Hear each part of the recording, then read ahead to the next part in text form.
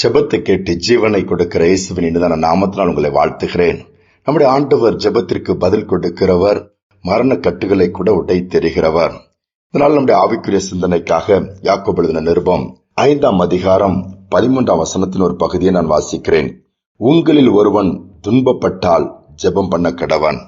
அதோடு மட்டுமல்லாமல் பின்பகுதியும் சொல்லுகிறது, ஒருவன் மகிழ்ச்சியா இருந்தால் சங்கீதம் பாட கடவன். ஒருவன் துன்பப்படும் பொழுது என்ன செய்ய வேண்டும் என்று இந்த இடத்தில் சொல்லப்பட்டிருக்கிறது.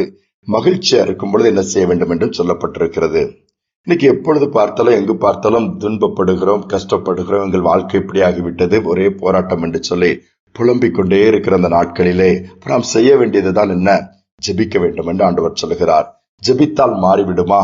அப்போஸ்தலர் நடபடிகள் 12ஆம் அதிகாரம் 5ஆம் வசனத்திலே ஒரு சிறு கூட்டம் ஜெபிக்கிறது. கர்த்தர் பலத்த காரியங்களை செய்கிறார். எதற்காக ஜெபிக்கிறார்கள்? பொழுது ஏரோது ராஜா சபையை துன்பப்படுத்திக் கொண்டிருந்த காலம். அப்போஸ்தலனாகிய பரிசுத்த பேதுரு சிறைச்சாலையில் அடைக்கப்பட்டிருக்கிறார். மரணத்தை சந்திக்க போகிறார். ஏனென்றால் அவர் சிறை சேதம் பண்ண வேண்டும் என்று சொல்லி ராஜாவின் கட்டளை. சில மணித்துளிகள் தான் இருக்கிறது.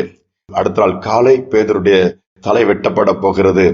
ஆனால் அந்த இரவு நேரத்திலே ஒரு கூட்டம் ஊக்கமாய் ஜெபிக்கிறார்கள் பேதுருடைய விடுதலைக்காக. பேதுரு துன்பப்படுத்தப்படுகிறார், அதிலிருந்து வெளியே ஆண்டவர் கொண்டு வர வேண்டும் என்று சொல்லி ஜெபிக்கிற அந்த ஊக்கமான ஜெபத்தை கர்த்தர் கேட்கிறார். வேதம் என்ன சொல்லுகிறது? அவருடைய பிள்ளைகள் ஜெபிக்கிற ஊக்கமான வேண்டுதல் மிகுந்த பலன் உள்ளது என்று யாக்கோபு நிருபத்திலே நாம் வாசிக்க கேட்ட பகுதியிலே 5:16 கூட நாம் அதை பார்க்க முடியும். அந்த ஜெபத்தை கேட்டு கர்த்தர் தூதனை அனுப்பி பேதுருவை அந்த சிறைச்சாலையிலிருந்து வெளியே கொண்டு வருகிறார். பயங்கரமான பாதுகாப்பாக செக்யூரிட்டிஸ் போட்டு காவலர்கள் இருக்கிறார்கள். அதையெல்லாம் தாண்டி கதவுகள் திறக்கிறது, சங்கிலிகள் கலண்டு விழுகிறது. அப்படி அற்புதமாய் பேதுரு விடுதலையாக்கப்பட்டு விடுகிறார். வெளியே கொண்டு வந்த தூதர் அந்த ஜெபிக்கிற அந்த கூட்டம் இருந்த இடத்தில் அந்த வீட்டில் விட்டு சென்று விடுகிறார்கள். எவ்வளவு ஆச்சரியமான ஒரு காரியம்! எப்பமோ பழைய ஏற்பாட்டு காலம் அல்ல, புதிய ஏற்பாட்டு காலத்திலே அப்போஸ்தலர் நாட்களில் நடந்ததுதான். ஏன் இன்றும் கர்த்தர் செய்யக்கூடாது? துன்பப்படுகிறீர்களா? மரண இருளின் பள்ளத்தாக்கிலே போகிறீங்களா? இனி முடியாது, மருத்துவர்கள் கைவிட்டார்கள், இனி வயதாகிவிட்டது, இனி என் வாழ்க்கை இவ்வளவுதான் என்று சொல்லி சூழ்நிலை மாற்ற விரும்புகிறார் நம்முடைய ஆண்டவர். ஜெபித்தால் போதும். ஜெபத்தை கேட்கிறவர், விசுவாசத்தோடு ஊக்கமாய் ஜெபித்தால் அந்த ஜெபத்திற்கு பதில் கொடுக்கிறவர் நம்மோடு கூட இருக்கிறார். ஒரு அருமையான வயோதிப தாயை நான் நன்கு அறிவேன். அவர் 80 வயது வரை கர்த்தருடைய ஊழியத்தை செய்து ஆண்டோடைய மகிமைக்குள்ளே பிரவேசித்தார்கள். அவர்கள் ஒரு விதவை தாய். ஒரு நாள் சின்ன கிராமம். அந்த கிராமத்துல அவர்கள் அந்த விறகை பொறுக்கிக் கொண்டிருக்கும் பொழுது ஒரு கொடிய விஷப்பாம்பு அவர்களை கொத்திவிட்டதும் கீழே விழுகிறார்கள். வாயெல்லாம் உரை தள்ளிவிட்டது. அப்படியே பக்கத்துல 1-2 பேர் போய் தூக்கிட்டு போனாலும் எங்க தூர இடத்திற்கு தான் மருத்துவமனை கொண்டு போக முடியும். இவர்கள் போவது வர தாங்குவார்களான்னு தெரியவில்லை. என்ன செய்வதென்று சொல்லி தூக்கி அங்கு சுற்றி சில பேர் நிற்கும் பொழுது இந்த அருமையான விதவை தாய் 2 கைகளையும் கூப்பி எனக்காக ஜெபம் பண்ணுங்கள் என்று சொல்லி செய்கைகளில் காமிக்கிறார்கள். ஏனென்றால் அவருடைய நரம்புகள் எல்லாம் இழுக்க ஆரம்பித்து விட்டது. வாயில் நுரை தள்ளி விட்டதுனால் இனி பிழைப்போ என்கிற நம்பிக்கை இல்லை. மருத்துவமனைக்கு போவதென்ற எளிதான காரியமும் அல்ல.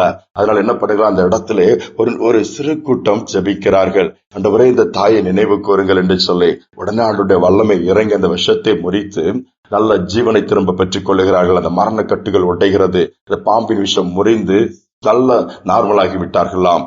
திரும்பி 80 வயது வரை படிப்பறிவு இல்லாத அந்த தாய் வேதத்தை வாசித்து போதிக்கிற அளவுக்கு கர்த்தர் கிருபை கொடுத்து பயன்படுத்தினதை நான் கண்கூடாய் பார்த்திருக்கிறேன்.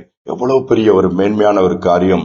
ஜெபத்திற்கு வல்லமை உண்டு, ஜெபத்திற்கு ஜீவன் உண்டு. ஒருவேளை ஜெபித்தவர்கள் கூட வாழ்க்கை ஓட்டம் முடித்து போயிருக்கலாம். ஆனால் அந்த ஜெபத்திற்கு மரணம் என்பதே கிடையாது. அந்த ஜெபத்திற்கு நிச்சயமாக பதில் வரும். சோர்ந்து போக வேண்டாம். ஊக்கத்தோடு கர்த்தரை தொடர்ந்து ஜெபியுங்கள். உங்கள் வேண்டுதல் அவர் சமூகத்தை ஏற்றட்டும். தாழ்த்தி ஜெபியுங்கள். பெரிய காரியங்களை கர்த்தர் செய்வார். ஜெபிப்போம். எங்கள் அன்பின் பரலோக தகப்பனே, இந்த புதிய நாளில் நம்முடைய சமூகத்தில் நாங்கள் வந்து நிற்கிறோம் அப்பா.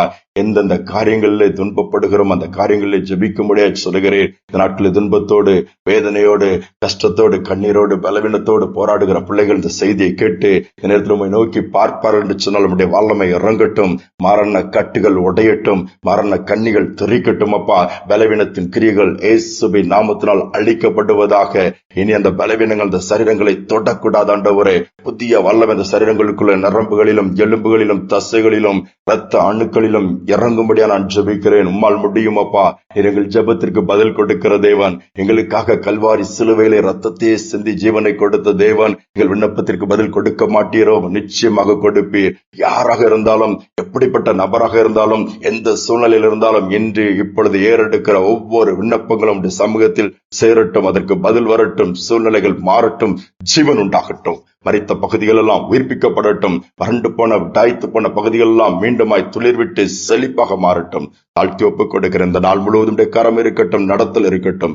துதி கன மகிமை எல்லாமுக்கு செலுத்துகிறேன். இயேசுவின் நாமத்தில் வேண்டிக் கொள்கிற நல்ல பிதாவே, ஆமேன், ஆமேன்.